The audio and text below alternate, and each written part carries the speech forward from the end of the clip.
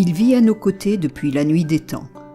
Si on ne peut ignorer son côté rusé, son intelligence et sa capacité d'adaptation, ce petit canidé est trop souvent entaché d'une mauvaise réputation. Adulé par les uns, farouchement détesté par les autres, le renard roux n'a eu de cesse d'être chassé, piégé, déterré par des méthodes barbares. Classé sur la liste noire des espèces nuisibles, il peut être détruit toute l'année, même lors de la période de reproduction. Au total, entre 600 000 et 1 million de renards sont tués chaque année.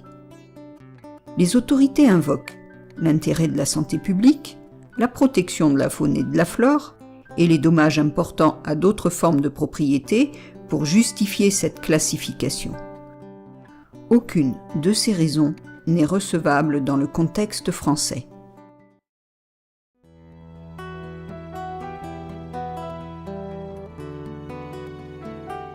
Pour l'intérêt de la santé publique, l'histoire et les recherches scientifiques nous montrent qu'une trop forte pression sur la population vulpine ne fait que favoriser la prolifération des zoonoses ainsi que les risques sanitaires induits.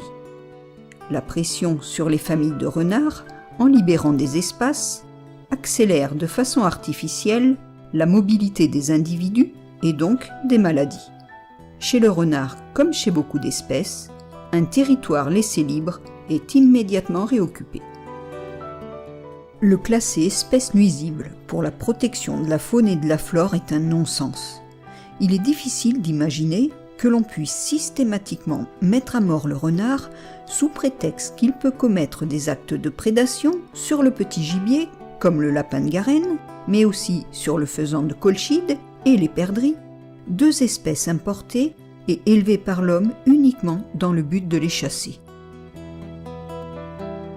Si des prédations sur les oiseaux nichant au sol sont invoquées pour le même motif, elles restent très occasionnelles et ne représentent nullement une menace pour ces espèces, contrairement à la destruction de leur habitat provoquée par l'homme. Classer le renard parmi les nuisibles pour protéger toute forme de propriété est déraisonnable. Si les intrusions dans les poulaillers peuvent localement créer des problèmes, les pratiques de régulation et de destruction ne servent absolument à rien. Un renard mort est un territoire vide, et un territoire vide sera immédiatement recolonisé. La seule solution acceptable est une protection efficace des poulaillers. Classer le renard en espèce nuisible est un non-sens économique pour la protection des activités agricoles. La pullulation des campagnols des champs, mulots sur mulots, cause de gros dégâts sur les parcelles de culture, alors que l'on sait qu'un renard roux peut manger à lui seul entre 3 000 et 10 000 de ses rongeurs par an, ce qui fait de lui un auxiliaire précieux et gratuit des agriculteurs. Chaque renard leur permet une économie pouvant aller jusqu'à 3 000 € par an.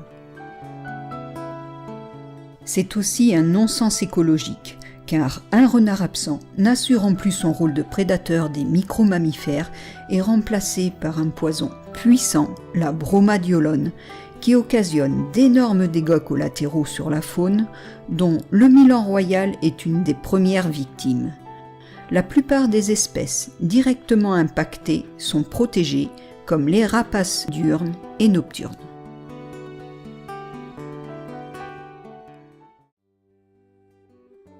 Ce classement en nuisible permet des actes d'une rare cruauté, comme le déterrage, l'abattage pendant la période de reproduction et le piégeage.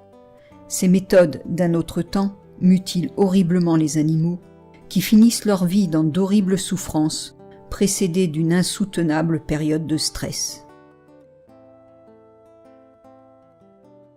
La chasse, elle, s'intensifie pendant la période de reproduction.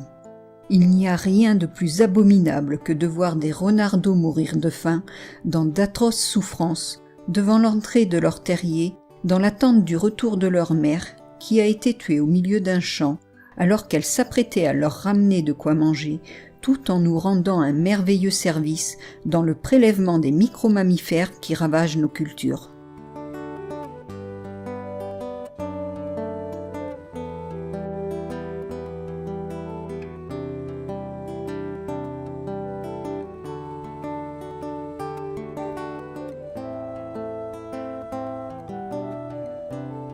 Le Luxembourg ne chasse plus le renard depuis 3 ans et le canton de Genève en a interdit la chasse depuis 40 ans.